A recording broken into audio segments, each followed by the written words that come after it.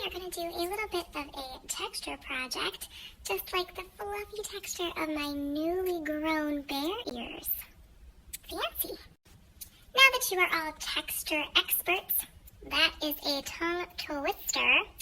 It is time to use your new abilities with texture to create a beautiful project of your own to take home.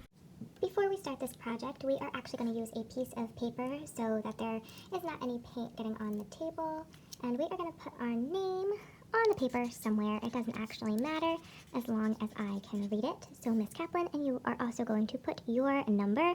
I'm going to pretend my number is 2 for the class that I am in. Today we are going to be making some texture pendants. And we are going to start by using this little package of Sculpt It Air Dry clay.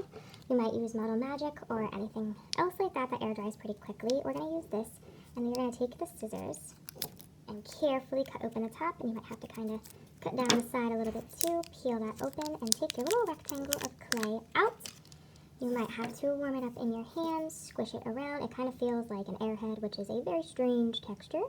But you're going to roll that around and roll it into a ball as best as you can. It doesn't have to be perfect. You're actually going to smush it up anyway. This is the interesting part of the video. For the clay, you are actually going to take your shoe, find the texture on the bottom that you like the most, and step down on it. I'm using my hands. There's the inside of my shoe. Super exciting. You are not taking your shoe off because your feet are stinky. So you are going to just step on that, and there is the texture from the bottom of my shoe. Super cool. You are going to add some beautiful paint colors to your texture design by simply using your paintbrush. Get it nice and wet. They're kind of like watercolors, so they need water in order to go onto your creation. So I'm adding a little bit of water, and then I'm going to use the texture that I created to guide where I am painting. And I'm just going to fill in those details. I'm taking my time. I'm not rushing. I want the colors to be nice and bright, so I'm going to add a little bit more water. Get that paint on my brush. I'm going to go over it again. And I'm just going to paint my whole creation.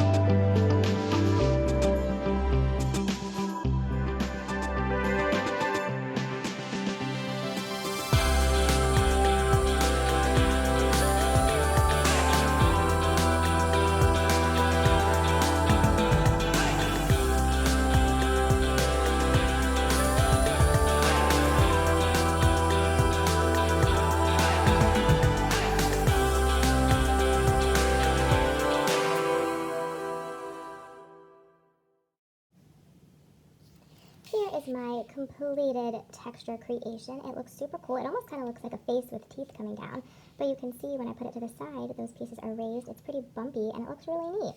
So that is my example. I'll show you some examples from other friends. So this is the texture of that bottom of the shoe, and I did really pretty stripes. This was another example. Again, really cool texture. And another one.